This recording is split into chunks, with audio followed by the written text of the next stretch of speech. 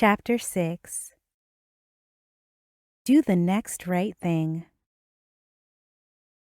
You must be staying a while, The driver said, with a glance at her large suitcase. 3 months, summer practicum.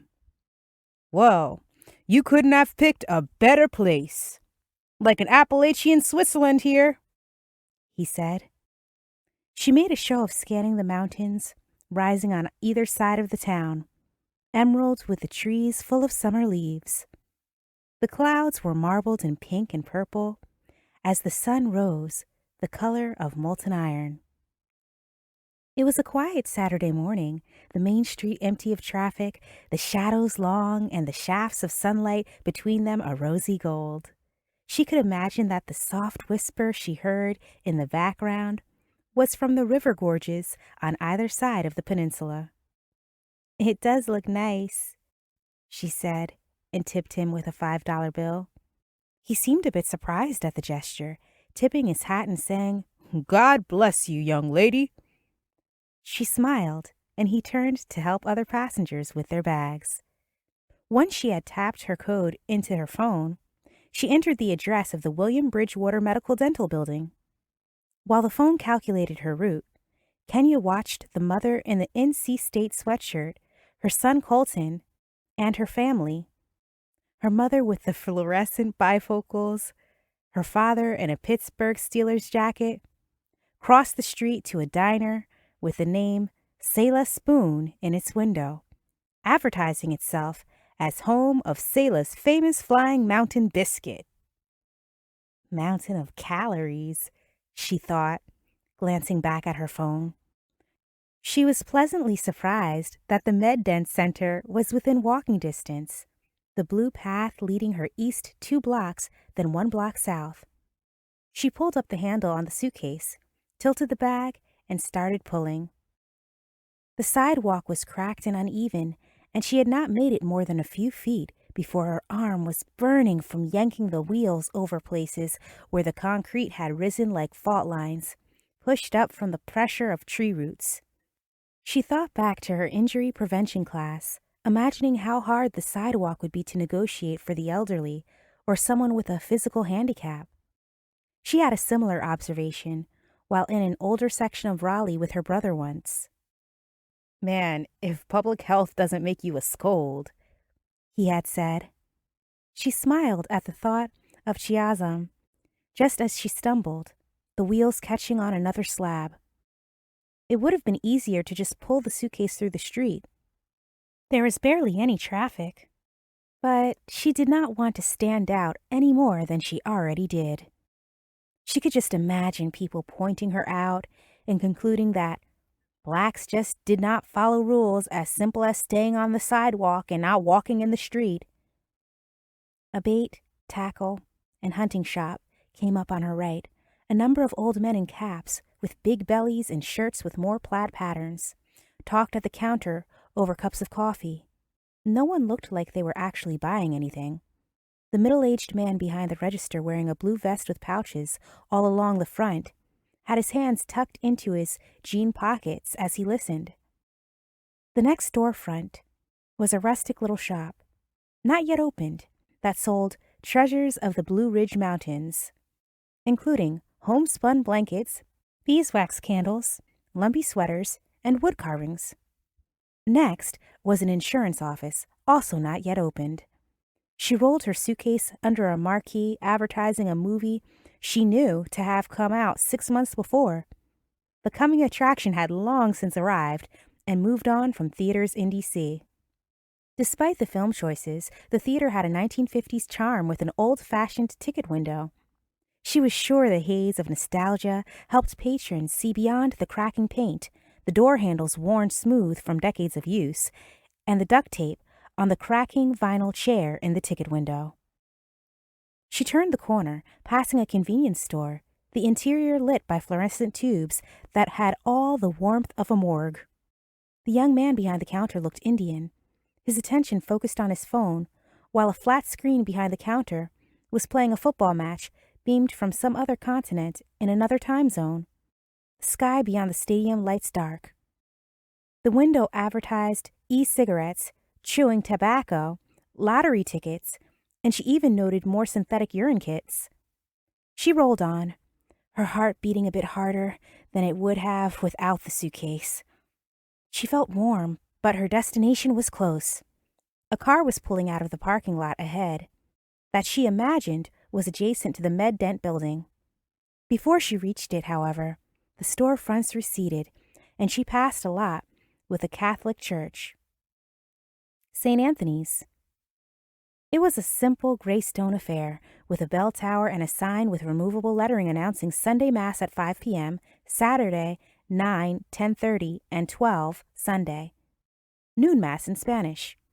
Confession was Saturdays at 3 p.m. The sidewalk in front of St. Anthony's and leading to the Med Dent building was thankfully even and unbroken. The Med Dent building itself was squat, beige, and one-story, spreading out in a functional manner with narrow windows and anemic-looking bushes along its sides.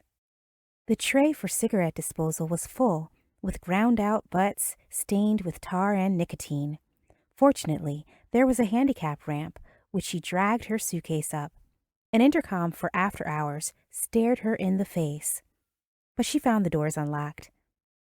She swung them wide and entered at a rush, before the doors could close on the bag. The lobby was like any other medical office. A receptionist in the window, a middle-aged white woman with her hair dyed red wearing a denim top. "How can I help you?" she asked. "I'm here to see Jolene Lewis." "You must be her summer intern." "I am," she said, relieved that she was expected. The woman looked down at a note on her desk behind the window, her brow furrowed, the corners of her mouth bending downward in a frown. Kenya knew the signs and what was coming. Kenia? Kenya. Sounds just like the country of Kenya, Kenya said. The country? Huh? That is different. Kenya felt the strain in her own face as she tried to smile. It's Nigerian. Oh, the woman said, brightening. Is that in the Caribbean? West Africa. Oh, Africa. Are you from there? Your English is so good. My father was from Nigeria. I'm from North Carolina, she answered, now eager to move on. Is Miss Lewis's office left or right? Just down the hall there. Take the first right. The door will be on the left. It's the Office of Public Health. You can't miss it, the receptionist said, sitting back with a self-congratulatory air that Kenya suspected was not just from doing her job, but having done her job in a helpful way to a black person. Another opportunity for a white woman to burnish her colorblind credentials, she thought, resisting the urge to roll her eyes. Kenya found the office door open, a carpeted waiting room on the other side. Another receptionist, this one a younger woman closer to Kenya's age. Good morning. I am Kenya Desi, here to see Miss Lewis. Oh, our intern. I'm Thea. Nice to meet you, the woman said. She was in scrubs and had wavy brown hair and blue eyes. She was light on the makeup but wore lip gloss. Both ears were pierced, one with multiple rings that climbed up the side and to the ridge on the top. Her badge read licensed nurse, and as Kenya moved closer, she could see a place where the piercing in her nose had closed. Want any coffee? Tea? Kenya considered the drip coffee maker and the pot of black fluid beneath it. Powdered creamer and packets of sugar sat in the adjacent tray. No thanks. She sat down, realizing she was tired and now sweaty from hauling the suitcase. She had not showered, had slept poorly on the night bus, and felt a bit more disheveled than she would have liked to when meeting her new boss for the first time. Her thoughts were a little blurry, and she was eager to get settled in her accommodations. Dr. Quintella had told her not to expect much, But at this point, as long as there was a bed, she would be happy. Kenya has been staring at the poster on the wall for some time before she focused her eyes and read it. It listed numbers for suicide hotlines, alongside numbers to call in case of an opioid overdose. On the bulletin board was a sheet of loose leaf with the first names and initials of the last of people willing to be Alcoholics Anonymous and Narcotics Anonymous sponsors, followed by their phone numbers. Kenya turned her attention to the coffee table in the center of the room. Among the dated magazines was a stand with flyers on meeting times and brochures on AA and NA, healthy eating, exercise and meditation, how to detect and live with diabetes, and flyers on what to expect when taking antidepressants, blood pressure medications, flu shots, and birth control. A woman entered wearing a McDonald's uniform and offered a sheepish smile before stepping up to the window where Thea waited. "Here for a drug screening," the woman said. "Okay, be right with you," Thea said. The woman sat down across from Kenya. Her name tag read Janice. It was hard to guess her age, late 30s, 40s? Her hair, currently pulled back into a bun, was graying in places, and her face lined with wrinkles that creased and folded while she looked around, elbows propped on her knees, legs bouncing. 21 months clean, but I still get nervous at these things, she said, her eyes darting from the floor and catching Kenya staring. Kenya was not sure how to respond. Janice eyed the suitcase.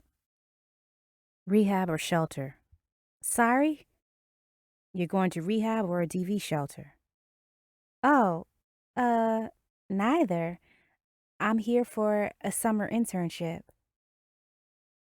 Janice nodded a bit too vigorously. "I should have known. You don't look like a junkie or like you just got beat up." Kenya was not sure if she was supposed to thank her for what might have been a compliment. 21 months, that's great. "Yeah, well, I got tired of hating myself, sick times in rehab. I had a stint of 5.5 years clean before I relapsed." She shook her head. What Kenya supposed were regrets. One day at a time, and trying to do the next right thing, and all that now. Kenya nodded, now a bit too eagerly herself. "Yeah, I guess so." She felt some relief when Thea called her back to meet Miss Lewis. "Second door on the right. Janice, you can follow me to the examination room." "I hope you like Selah," Janice said. "Nice meeting you."